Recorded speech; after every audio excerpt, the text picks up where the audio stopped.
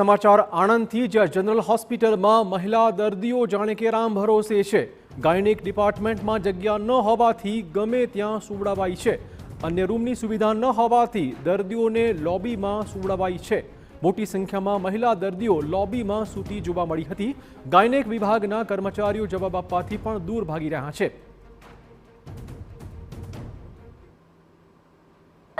वर्ष 1997 में खेड़ा जिल्ला में आणंद जिल्लो छूटो पड्यो हतो।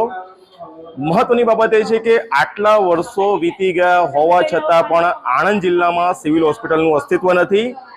थोड़ा वर्षों पहला आणंद नगरपालिकानी जे होस्पिटल हती तेनी अंदर ज जनरल होस्पिटल चालू करवामां आवी छे।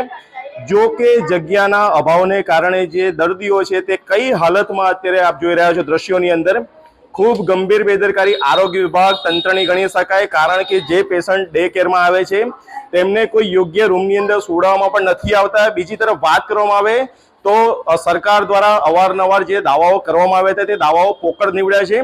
આ દર્દીઓ કોણ છે આપણે સ્ટાફ સાથે વાત કરવાનો પ્રયાસ કરીશું। દ્રશ્યો બતાવવાનો પ્રયાસ કરીશ કે અત્યારે જે સ્ટાફ છે આવજો ને બેન। જે શું નામ છે તમારું? એવી રીતે ઇન્ટરવ્યુ તો કઈ રીતે ઇન્ટરવ્યુ આપો છો? આ દર્દીઓ બહાર કેમ રાખ્યા છે? બેન આ દર્દીઓ બહાર કેમ રાખ્યા છે? અમે દર્દીઓ બહાર નથી રાખ્યા, તમે અમારા સીડીએમઓ સાથે વાત કરી લો। શું સીડીએમઓ સર જે છે ને અમારા એમની સાથે ચર્ચા કરી લો પછી સામાન્ય રીતે આ રીતે દર્દીઓને બહાર રખાય? કઈ રીતે હોસ્પિટલનો સ્ટાફ જવાબ આપી રહ્યો છે તે આપણે જોયું। સીડીએમઓ સાથે પણ આપણે વાત કરવાનો પ્રયાસ કરીશું। કેમ દર્દીઓને બહાર સુવડાવવાની ફરજ પડી, કોની બેદરકારી છે તે ટૂંક સમયની અંદર TV9 પર દર્શાવવામાં આવશે। ધર્મેન્દ્ર કપાસી, TV9 આણંદ।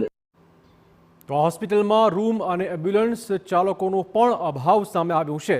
સરકારી 3 એમ્બ્યુલન્સ માટે મહેકમ પ્રમાણે માત્ર એક જ ડ્રાઈવર છે।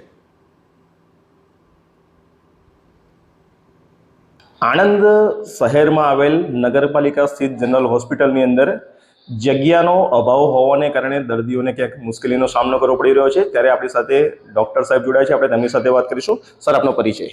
મારું નામ ડૉક્ટર અમર પંડ્યા છે અને હું અહીંયા સિવિલ સર્જન તરીકે ફરજ બજાવું છું। સર, થોડા સમય પહેલા જ અમે હોસ્પિટલની મુલાકાત લીધી તો દર્દીઓ બહાર લોબીની અંદર સૂઈ રહ્યા છે। મૂળ કારણ શું? મૂળ કારણ એ જ છે કે આજના દિવસે ફેમિલી પ્લાનિંગનો ઓપરેશન હોય, PHC અને CHCમાંથી લાભાર્થીઓ આવેલા છે, એટલા માટે આજે ફ્લોર બેડિંગ છે। સર, બીજો એવો પણ પ્રશ્ન છે કે હોસ્પિટલની અંદર 3 એમ્બ્યુલન્સ છે પણ ડ્રાઈવર એક જ છે, તો જે દર્દીઓને મુશ્કેલી પડી રહી છે એની માટે શું કોઈ રજૂઆતો મળી છે આપને? આ રજૂઆતો મળેલી છે, એમાં અમારી જોડે ફક્ત ડ્રાઈવરનું મહેકમ એક જ મંજૂર થયેલું છે જે આઉટસોર્સમાં કર્મચારી ફરજ બજાવે છે। અન્ય મહેકમમાં અમે કલેક્ટર સાહેબ જોડે રજૂઆત કરી છે, ત્યાંથી મંજૂરી મળેથી બીજો ડ્રાઈવર ભરવામાં આવશે। અચ્છા, કેટલા સમયની અંદર અંદાજિત ડ્રાઈવરો આવશે? 15 દિવસની અંદર। આણંદ શહેરની અંદર જે હોસ્પિટલ આવેલી છે પહેલા નગરપાલિકાની હોસ્પિટલ હતી જે અત્યારે આરોગ્ય વિભાગના અંડરમાં આવે છે અને મિની સિવિલ તરીકે કાર્યરત છે। જો કે જગ્યાનો અભાવ, મહેકમના અભાવને કારણે ઘણી બધી સમસ્યાનો સામનો સ્ટાફ પણ કરી રહ્યા છે, દર્દીઓ પણ કરી રહ્યા છે।